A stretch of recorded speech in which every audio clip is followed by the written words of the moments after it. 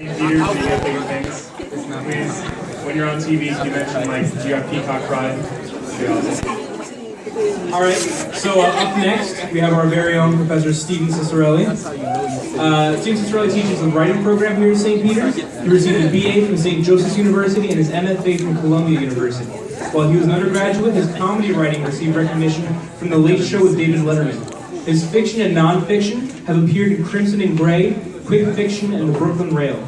For a while, he authored a blog called The Writing on the Wall, in which he analyzed the hidden beauty and wisdom of bathroom graffiti.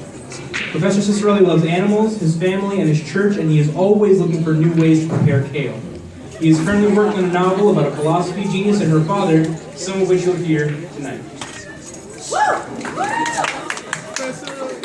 Thanks, Nick. So, in keeping with the theme of the American mind, this is a story about a girl named Mary Colleen who's a freshman at Harvard, and she has this infatuation with another girl named Jessie. And in this scene from the novel, the two of them are going to a gay bar in Boston. And when they go there, they have a run-in with these mysterious drug dealers. So let's hear how it goes. On the second weekend of the spring semester, they went to Cherry's, a gay bar primarily for lesbians in Boston's South End. The gay bar was Jessie's idea. Mary Colleen thought it would be a meat market, and mostly older career women who would come late to their sexuality and would therefore be making up for lost time. But Jessie wanted to dance, and she couldn't stand new music and the hermetic crowds in straight clubs. When they got to Cherry's around midnight, they were both surprised how few people were dancing. Mary Colleen had used her fake and a $20 cover to get past the bouncer, who was coincidentally a big but gay man. Cherry's had 2 levels and a 38-foot deco ceiling. The first level was lots of clashing colors and intimations of a noir theme. Low lights, cold air coming in from an open window, black culverts leading to the bathrooms and to quieter parts of the club. There was an S-shaped bar and a dance floor and just enough cigarette smoke circulating to keep you awake. On either side of the stage was a lighted red telephone box, one that held a mostly naked Marilyn mannequin in a bomber jacket and another Mr. T-looking mannequin in a spacesuit. The second level was a mezzanine, a smaller, more intimate bar hanging over the dance floor with a $1 million view of the stage. People ate up there. The gimmick at Cherry's was that every drink, a glass of water, a gin and tonic, a black Russian, came with a cherry in it. On the second level, Mary Colleen ordered 99 bananas with orange juice and a splash of pineapple. The second level, as they both hoped, was a kind of neutral zone, every woman already paired off, wicker couches on the other side of the bar, away from the stage. They set their drinks down and leaned over the railing to watch the slowly growing number of women on the dance floor, and the band, which was now transitioning into a lounge version of Devo's Whip It. "When do you want to dance, Em?" Jessie said. Em was one of the nicknames Jessie had been calling her that semester. With the relationship came a new language, a shorthand, an economy of sounds and syllables. As you learned more and more about each other, it was easier to let the silence do the talking. "Let me finish this drink," Mary Colleen said, "and then we'll go." The truth, which she hadn't yet shared with Jessie, was that she didn't like dancing very much. The back and forth movement of her body, especially in close proximity to and in synchronicity with another person, made her think, of course, of sex. And sex was the last thing she wanted in her mind when she was in the middle of a room full of perfect strangers. "Come on," Jessie said, and took Mary Colleen's hand, pulling her away from the railing. "We have to dance." "But what about my drink?" "I'll buy you another one, come on." Downstairs there were more smokers, heavy glass ashtrays on every usable surface. The smell was young. It hadn't occurred to Mary Colleen until now how much lesbians like to smoke. Before tonight, she couldn't really say much about lesbians in general, because usually she was the only one in the room. At Cherry's, though, they were pushing in, 2 and 3 at a time. Was every lesbian in Greater Boston here? It was so crowded around the bar that in between drags, women would cup their cigarettes, holding them close to their bodies so no one would get burned. The shaved head singer on stage was smoking while he waited for the chorus of Golden Earrings, Twilight Zone to come back. Jessie wanted to light up quickly before dancing, but Mary Colleen said, "We came down here to dance, let's do it." Holding hands, they pressed through to the other side of the bar, where the stage was. Mary Colleen was already dipping her shoulders and twisting her hips, neither in time nor out of time with the music.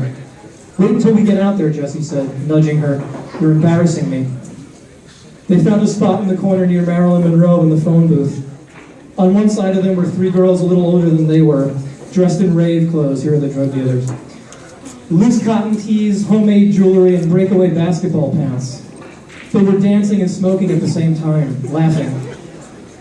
Marilyn's blonde bobbed hair changed colors, blue, then pink, then green, as the stage lights swept the room. "I wonder who decided to put these phone booths in here," Jessie said, practically screaming. She was stalling for some reason, suddenly not as excited about dancing as she had been. Then Twilight Zone came to an end. There was whistling and applause, a male voice asking for more, and the room got quiet for a moment. All eyes were on the band.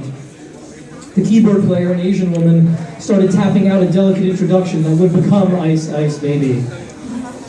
Once the crowd knew what was coming, they screamed. "This song is hilarious," Mary Colleen said. "I love this song," Jessie said.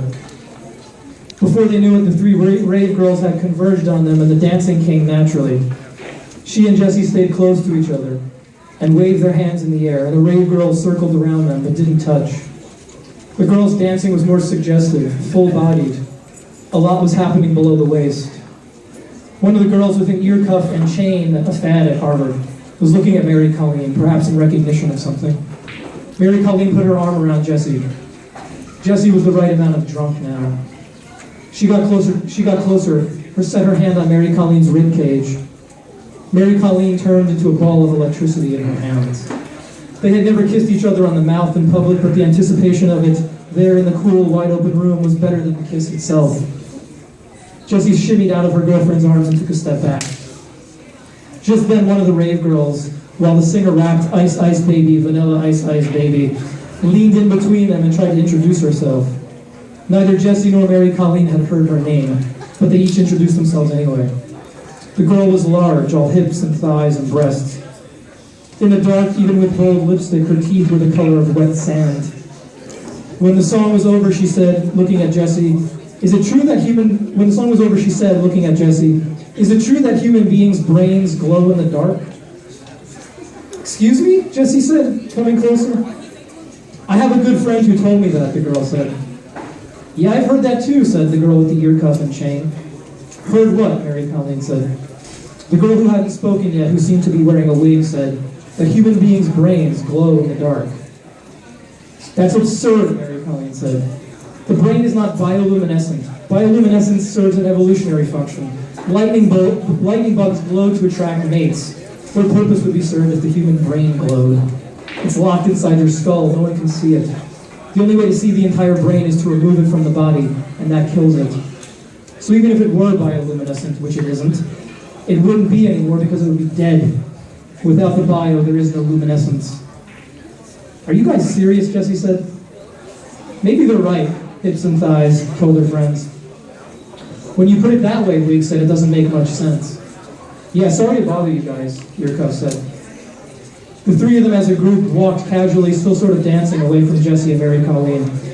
They went toward the phone booth, toward the Mr. T phone booth at the other end of the stage, where women who just entered the club were standing. The next song was Prince, though neither Jessie nor Mary Colleen could think of the title. Jessie picked up right away with her dancing, getting close again and touching Mary Colleen. But Mary Colleen was drawn still to the three girls, to the seemingly deliberate stupidity of their question. Does the human brain glow in the dark? As she danced, she made sure not to turn. She watched the girls across the length of the dance floor in the copper light of the city outside as they approached another couple. Again, the three girls danced with the couple but didn't touch, and when the song was over, Earcuff leaned in and said whatever it was she said. Like Jessie, the woman she spoke to looked confused. She asked something and hips and thighs answered, putting her hands on the woman's girlfriend.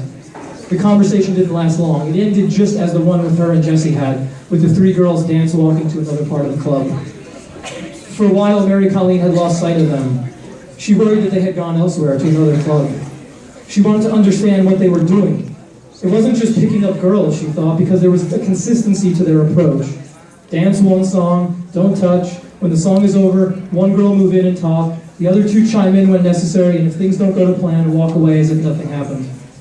The girls appeared again close to the stage, only now with small, colorful drinks in their hands. Mary Colleen was careful not to stare. She let herself move to the music, all the while keeping her hand on the dimpled part of Jesse's back. The girls surrounded a woman who was by herself, who seemed to be saving a section of dance floor, waiting with her arms crossed while her friends returned. The woman, white, was the type who analyzed music, tapping a foot rather than dancing to it. She wore plain acid-wash jeans and had her head shaved on one side like Cyndi Lauper. As soon as the drummer pinched his cymbal and the lead singer said, "Thanks so much," Wig moved in to talk to her.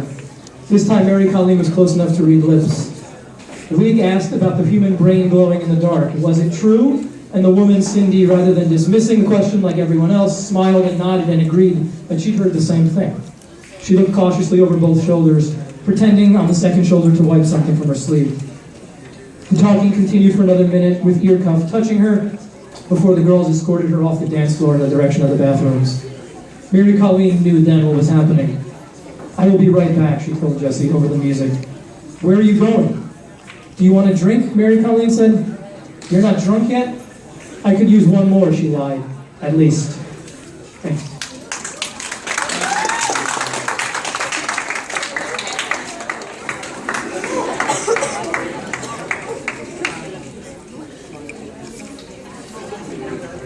Sorry, this room is very big and I have to usher people up in the back. So that was awesome. Thank you very much, Professor Cicirelli. He's agreed to give everyone here a signed copy of his book once it's done.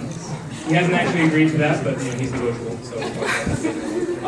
So now comes the actual open mic part of open mic night. This is an entirely open space. This is entirely free for